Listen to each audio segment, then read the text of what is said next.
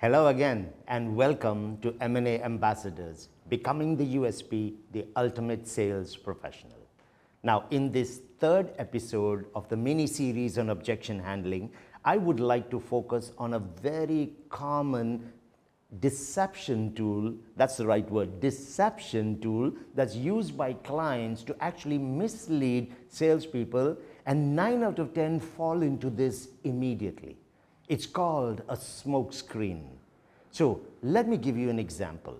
What would you do is if I, as a client, said, Dubai is a bubble, this market is going to collapse right now.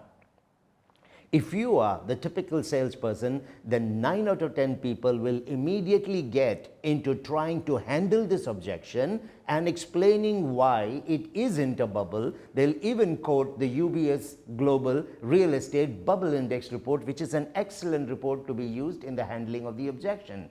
But what's the mistake here? When the client said, Dubai is a bubble and the market will collapse soon, how do you even know it's a real objection? That's the deception. That's the trap. When clients want to get away from the transaction and don't want to continue, most of them would not be very open and honest and tell you the genuine concern. They'll give you something which generally everyone is talking about because they don't want to reveal their real concern, because maybe you have an answer for that and then they have the pressure of making a decision. So what they would normally use is a deception. Typical deceptions are things like markets are down, interest rates have not yet started reducing, mortgages are expensive, Dubai is a bubble, the market has overheated, there is a correction coming. The generic ones that everyone is talking about usually get brought up. So what you should be doing is with every single resistance that is raised. We saw in the previous video 4 kinds of resistances. Regardless of the nature of the resistance, once an objection is raised, the golden rule is that you will first check if it is a genuine objection and not a smoke screen. So what actually is a smoke screen?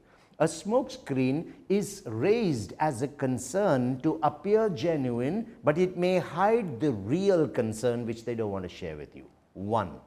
The second target or tactic being applied here is the smoke screen is designed to throw you off track. Your preparation, your pitch, they want to immediately initiate resistances so that you feel a little nervous and you're thrown off track. It gives them the advantage over you. And the third reason is it's simply a negotiation tactic. They're trying to do a price leverage or get some value in the process. So what should you do then when an objection is raised? I have to qualify and check if it is a genuine objection or a smoke screen. So what can you do when the objection is raised? Start by taking the name of the client, use a good neutralizer or empathy statement, and then ask a conditional question. So it's the name, an empathy statement, and a conditional statement. So here's an example. Client has just said, Dubai is a bubble, markets are going to crash soon. I'd simply say, Ahmed, I'm glad you brought that up. Is that the only thing stopping you from going ahead? Let me repeat that. Ahmed, I'm glad you brought that up. Is that the only thing stopping you from going ahead? There's only a yes or a no response to this. But what you have done is you have locked in with the client, acknowledged his concern. I'm glad you brought that up. Or I understand. Or I can see this is important for you. Once you've done that, simply ask this lock-in question. Is that the only thing stopping you from going ahead? Don't say, is that the only thing stopping you? You have to say, is that the only thing stopping you from going ahead? And then you listen to the tonality in their answer. There's only a yes or a no. Maybe, I guess, is all in the no category. And if the answer is a no, you simply have to say, Ahmed, there seems to be something else. May I ask, what is it?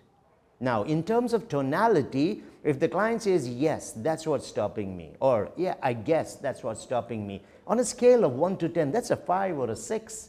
It is not the genuine concern. If it is the genuine concern, usually the tone of voice will be stronger and more confident. So Ahmed, is that the only thing stopping you from going ahead? Well, yeah, that's what's stopping me from going ahead. Now that's an 8 or a 9 on 10, and that's when you will proceed with an approach to tackle the smoke screen. So the golden rule with smoke screens is you never answer them, but you will use a lock-in question, a conditional question, to get them to say yes or no, and listen to the tone before you decide if it is a genuine objection or it was just a cover that was used for the real concern. Smoke screens are dangerous because clients have learned to give these excuses. You might have heard it said in sales, buyers are liars. Now, while I don't fully agree with it, there are times when they will not give you genuine answers. There are times when they will not raise genuine concerns because they don't trust. And that's why they will resort to smoke screens. So be very careful with how you will approach understanding a genuine objection. Thank you for your time with us on this episode of M&A Ambassadors, Becoming the USP, the Ultimate Sales Professional.